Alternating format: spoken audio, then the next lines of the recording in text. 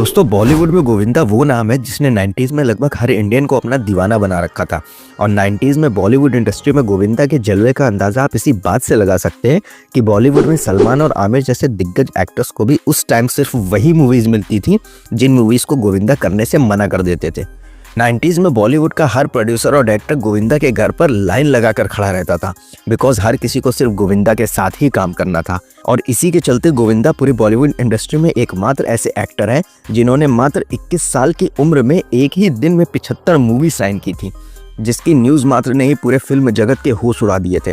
But फिर आखिर ऐसा क्या हुआ जो गोविंदा अचानक से बॉलीवुड इंडस्ट्री से गायब हो गए, या ये कहें कि हर प्रोड्यूसर डायरेक्टर गोविंदा के साथ काम करने से इनकार करने लगे। सो आज हम आप लोगों को गोविंदा के बॉलीवुड से अचानक गायब होने के कुछ ऐसे रीजंस बताएंगे जिनकी वजह से बॉलीवुड में गोविंदा का अचानक से डाउनफॉल स्टार्ट हुआ।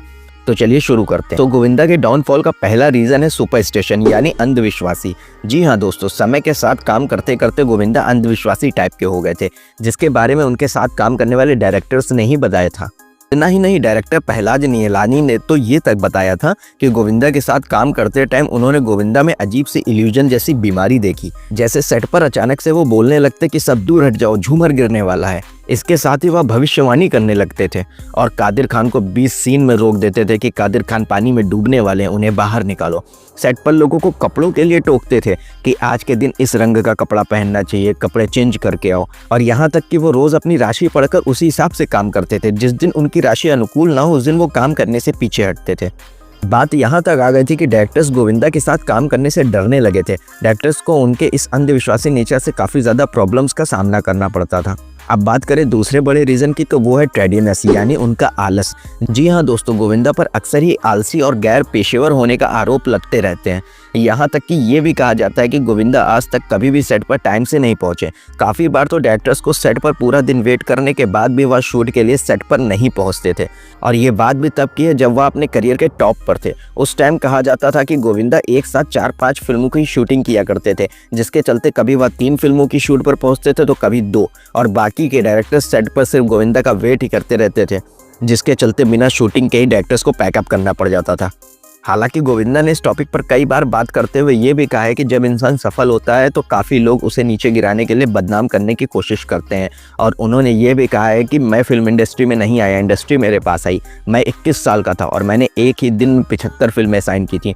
मुझे याद है कि महान दिलीप साहब मेरे पास आए और उन्होंने मुझसे कहा, गोविंदा उनमें से 25 फिल्में छोड़ दो। मैंने उनसे कहा कि मैंने साइनिंग अमाउंट पहले ही खर्च कर दिया है, लेकिन उन्होंने कहा कि भगवान सुनिश्चित करेंगे कि पैसे वापस कमा लूँ, लेकिन मुझे अभी उसे वापस करना होगा। और वह सही थे। मैं बीमार पड़ रहा था। मैं दिन में 4-5 शिफ्ट में काम करते हुए अस्पतालों में आ जा रहा था। एक बार तो मैं 16 दिनों तक सो तक नहीं पाया। इसके साथ ही गोविंदा ने यह भी कहा कि मेरे साथ काम करके ही ना जाने कितने डायरेक्टर्स और प्रोड्यूसर्स का करियर चमक गया। और ये सब फालतू के आरोप हैं, और ये सब फालतू के आरोप उन लोगों ने नहीं लगाया जिन्होंने बार बार मेरे साथ काम किया है, बल्कि उन्होंने लगाया जिनके साथ मैंने काफ़ी कम काम किया है।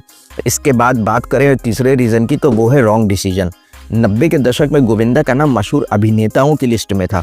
उस दौरान उन्होंने एक से बढ़कर एक फिल्में दी जो बॉक्स ऑफिस पर काफ़ी सफल रहीं। जो स्टार्टअप गोविंदा ने देखा वो शायद ही किसी और एक्टर को देखने को मिले। लेकिन साल 2001 में गोविंदा से एक बड़ी गलती हो गई, जिसके बाद उनका पूरा करियर डूबता चला गया। दरअसल साल 2001 में जब डायरेक्टर अनिल शर्मा की फिल्म गदर सिनेमाघरों में रिलीज हुई थी, तब बॉक्स ऑफिस पर सनी देओल ने सच का गदर मचा दिया था। इस फिल्म ने सनी देओल के करियर को गजब ही उछाल दी थी। इस फिल्म ने सनी को एक नई पहचान दिलाई थी। मीडिया रिपोर्ट्स की माने तो फिल्म गदर के लिए डायरेक्टर अनिल शर्मा के लिए सनी देओल पहली पसंद नहीं थे, बल्कि अनिल इस फिल्म में सबसे पहले गोविंदा को लेना चाहते थे। अनिल ने गदर का ऑफर सबसे पहले गोविंदा को दिया था, बट जब अनिल शर्मा ने गोविंदा को फिल्म गदर की कहानी सुनाई तो वह डर गए। गोविंदा को यह भी लगा था कि इतने बड़े स्केल पर फिल्म कैसे बन पाएगी। गोविंदा को लगता था कि भारत में पाकिस्तान का सेट बनाना बहुत मुश्किल था। फिर गोविंदा इस फिल्म से पीछे हट गए थे। उन्होंने इस फिल्म का ऑफर ठुकरा दिया था और यही गोविंदा से एक बड़ी गलती हो गई थी, क्योंकि यहीं से गोविंदा का बॉलीवुड में डाउनफॉल बुरी तरह से स्टार्ट हो गया था। अगर गोविंदा इस फिल्म को कर लेते तो शायद उनका करियर डूबता नहीं। सो ये कुछ ऐसे रीजंस थे जिनकी वजह से गोविंदा को आज बॉलीवुड में पूरी तरह से बायकॉट कर दिया गया है। वैसे गोविंदा भी कई एक्टर्स की तरह बॉलीवुड में एक आउटसाइडर ही थे, इसीलिए जैसे ही उनका डाउनफॉल स्टार्ट हुआ वैसे ही पूरे बॉलीवुड ने मिलकर गोविंदा को इंडस्ट्री से बाहर का रास्ता दिखा दिया।